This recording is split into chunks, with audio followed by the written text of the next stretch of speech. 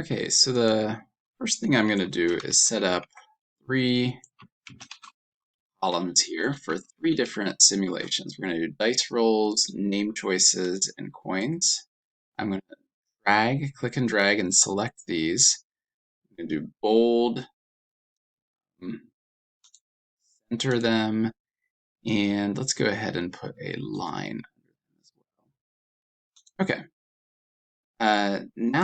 Now I want to do 50 dice rolls. I'm going to do 50 dice roll, 200 names, and 500 coins.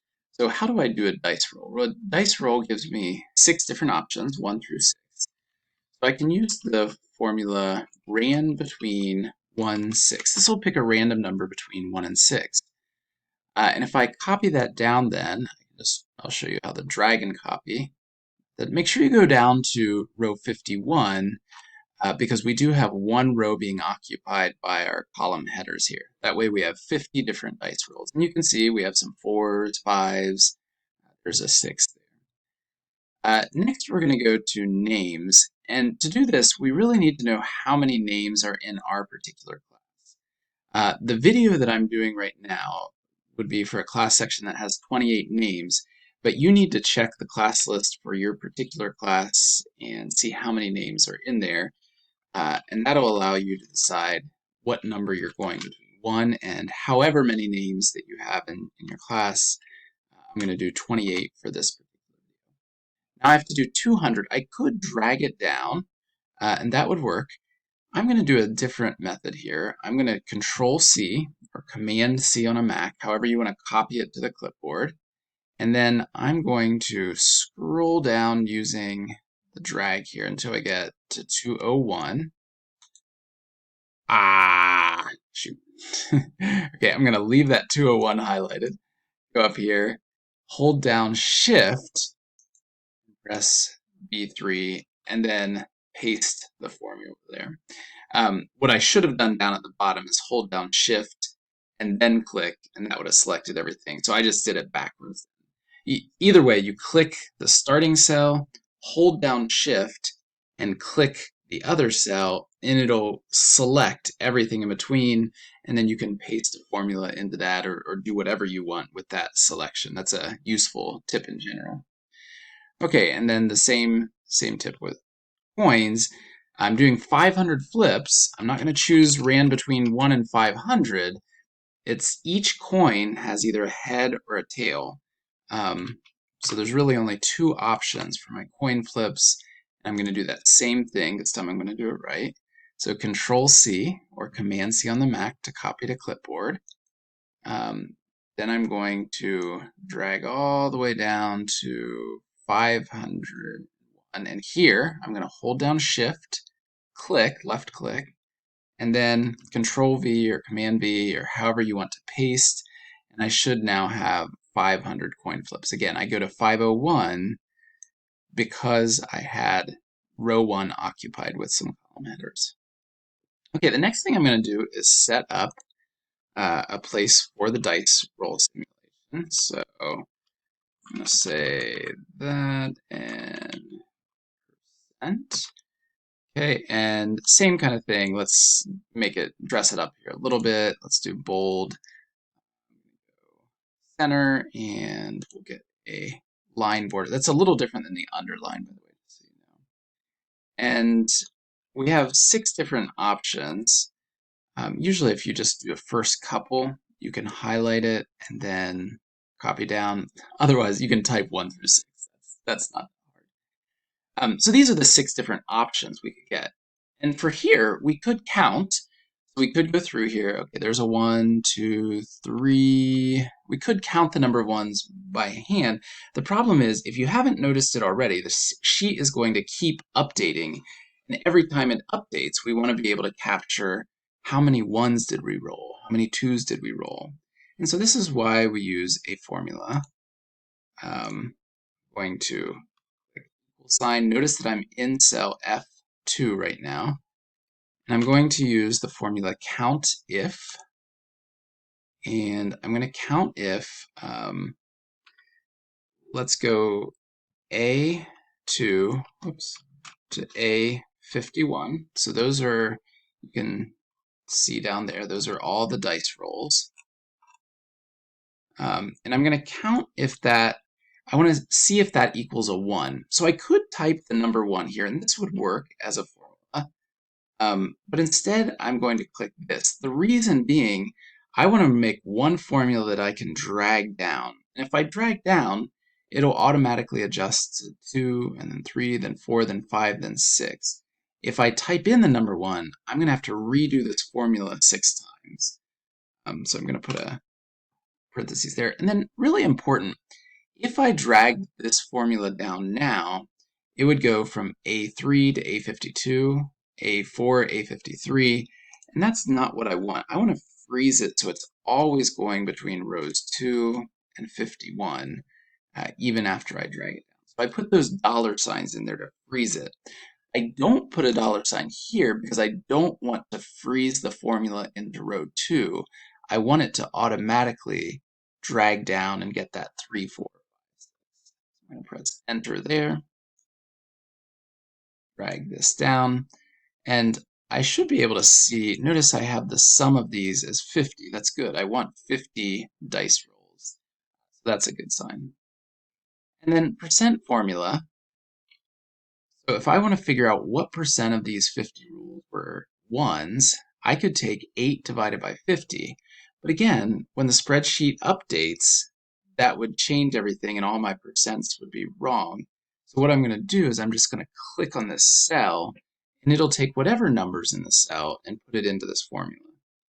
And I divide it by 50 because no matter what number is in this cell, I always have 50 rolls of the dice. That number isn't going to change.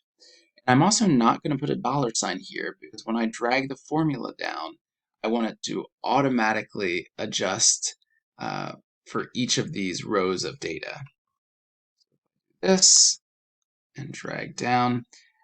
Notice that the sum here is 1, which is good. I want the sum to equal 1. 1 is the same as 100%. 1 as a decimal is the same as 100%. However, I do want to change these to percents, so I'm going to go to Format, Number. You could do that percent up there. It's got 2 decimals.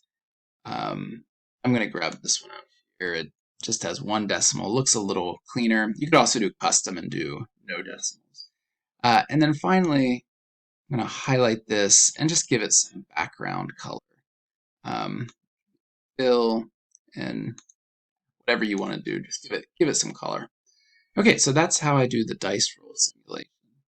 I'm going to do the same thing here for names.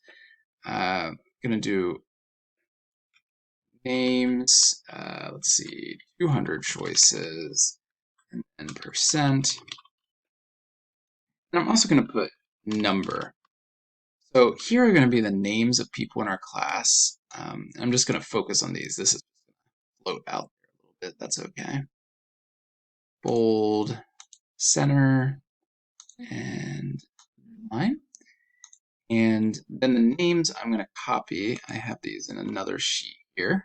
You should be able to see this in the instructions for the lab. Our current list of class names. Don't copy these names unless these are the names of the people in your class. And notice we should have 28 of those, but let's see the number here. So I'm going to type in 1, 2, and then I'm just going to select both of those and copy them down. Save some time. And I do have 28. Whatever number this ends on for the people in your class, that should be the number that's being randomly chosen between 1 and that number. That way, everyone has a chance of being selected in this random name selection process. Okay, so what do I do here? Same idea as what I did up here. So I'm going to do a count if. Now I'm going to be in column B, and now I'm going to be looking for the number beside me. So let me do that here. I do equals, again, count if, select that. I'll teach you a trick here. I could do B2 through B201, and I would want those dollar signs before the 2 and the 201 if I did that. Instead, I'm just going to do B colon, make sure you have a colon, B, and that will select all of column B. I could also click on the top of B, that would also select all of column B. So as long as I really do want to count everything that's in column B, I really do only have 200 name choices there. This is a good choice. And then what am I going to be looking for? So the COUNTIF formula lets me look through all this long list of numbers, and what am I looking for here? Well, I'm not looking for Kobe's name or whoever your name is there on this row, because you can clearly see that no one's name appears in column B. So I would just get 0 if I put Kobe, or even if I clicked on this cell, it would be looking for. And that's not what I want to do. I want to look for Kobe's number. For example, that 1 right there, that represents Kobe. And so that's what I'm going to click. I could type the number 1, but then I'm going to have to update my formula several times, and I don't want to do that. So I'm write parentheses, and this tells me that Kobe's name was chosen 10 times. And if I click here, uh, notice this is a good formula. I don't have to retype the formula. I can just double click on this little dot here. It'll copy the formula all the way down to the end of the list. If that doesn't work, you can always click and drag this little square all the way down. And that's another way to formula. If I just click in here on Essence, I can see that I'm still doing the COUNTIF. I'm still looking in column B, and now I'm looking for the value that's in B37, which is 28, and that's Essence's number. So every time a 28 appears, that's Essence. And notice those numbers keep changing, but that's okay because my formulas are updating. Okay, and then I will do equals, and here I can choose the number of times that Kobe was chosen divided by not 50, but here I have 200 choices. Here, I'll just show you, I could double click on that square, but I'm just showing you how I can click and drag to fill that formula in. Notice that the sum is 1. Again, that's good. And again, I'm going to format number. Notice the sum is now 100%. That is a positive thing. And let's give this, so maybe a different color just to give it some variety.